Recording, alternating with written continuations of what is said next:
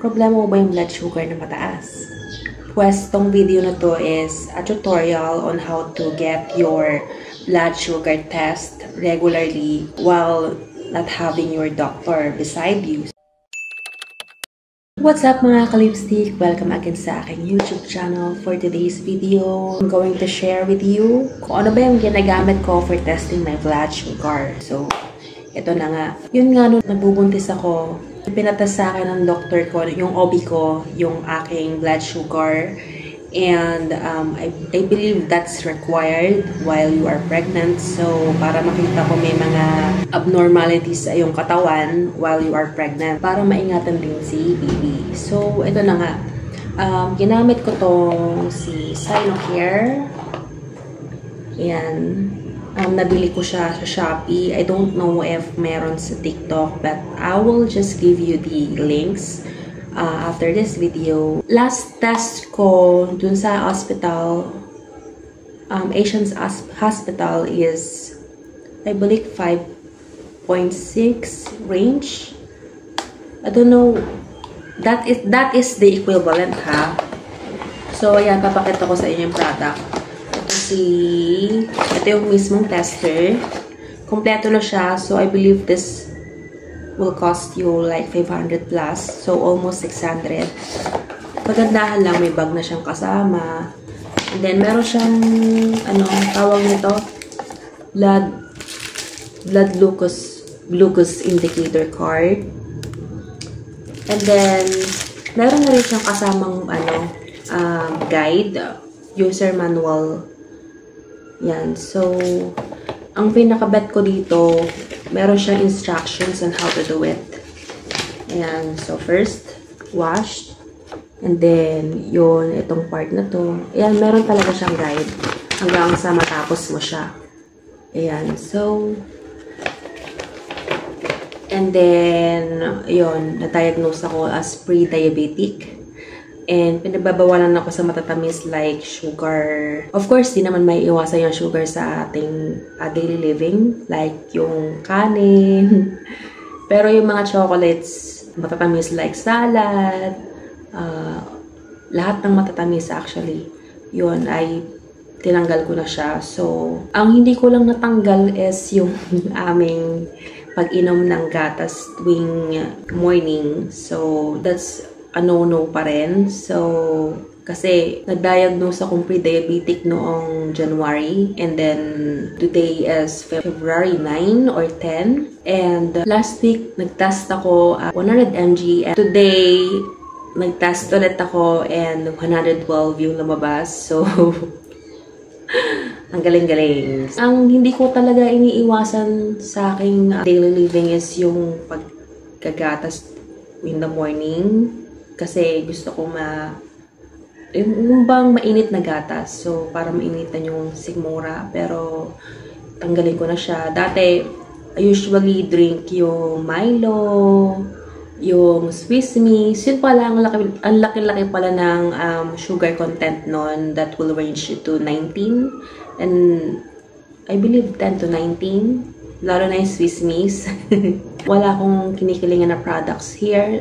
I just wanted you to know na yung mga products na aking ini-intake is matataas talaga yung sugar level. Ngayon na na-diagnose ako na pre-diabetic, I make sure na titingnan ko talaga yung content ng product before buying it. So, I just make sure na mas lower siya. And then, kasi yung normal talaga na blood sugar content ng isang tao should be ang 50 per day. So, if lumagpas ka doon, mahirap na siyang makontrol. So, ayun na nga.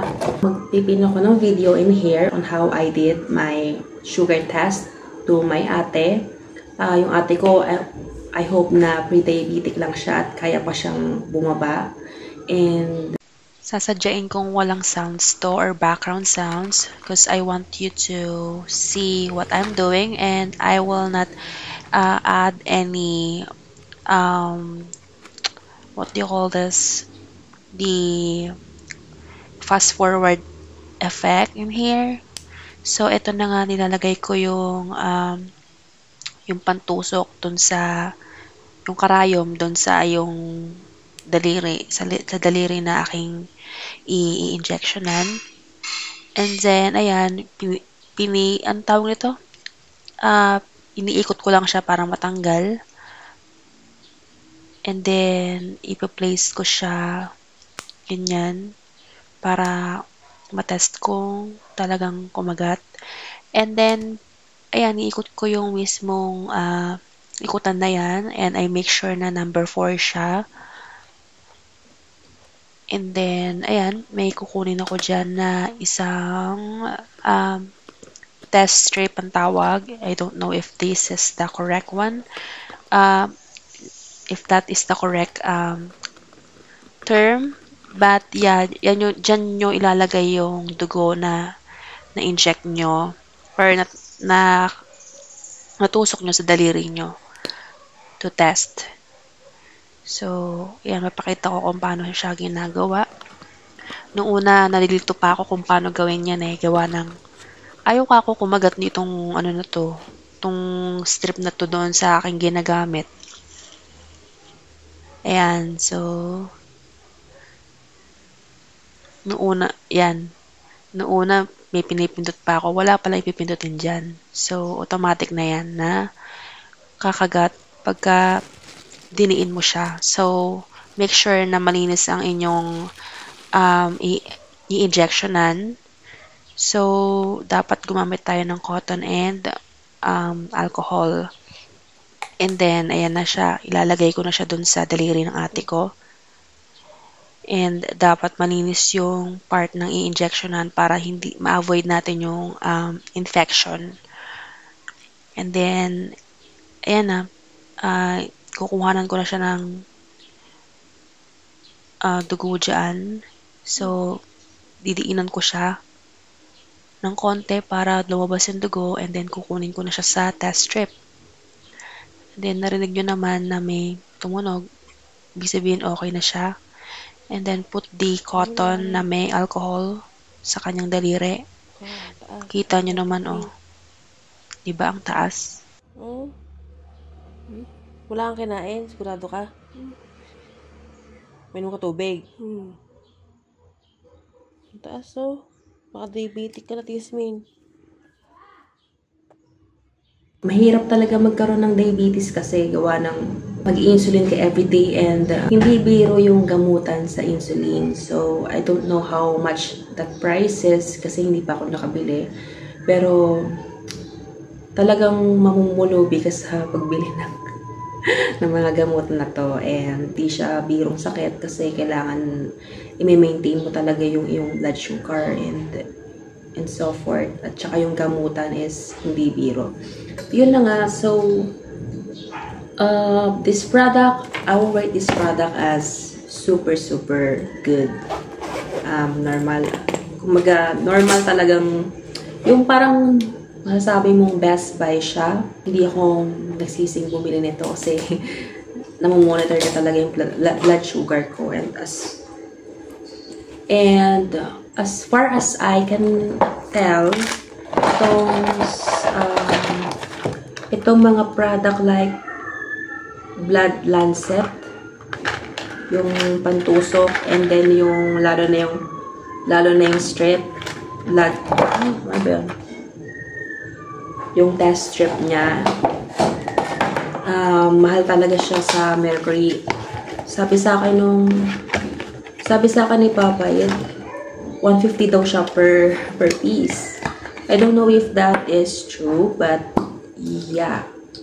I believe nakamura ako sa pagbili nito. So, yan. Test strip. Bakit ako naging pre-diabetic? So,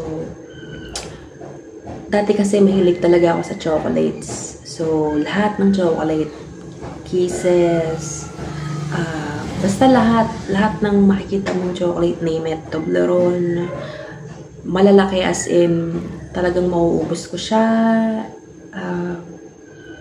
Tapos pagka yung, alam mo yung galit ako or stress ako, mas gusto kong bumili ng ice cream, yun. Tapos, basta lahat yun.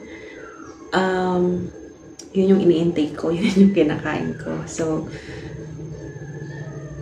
yun, nagsawa na lang. Pero, kung hindi pa ako naging pre-diabetic, talagang kakainin ko pa rin siya. So, yun. And hindi pala siya maganda sa health.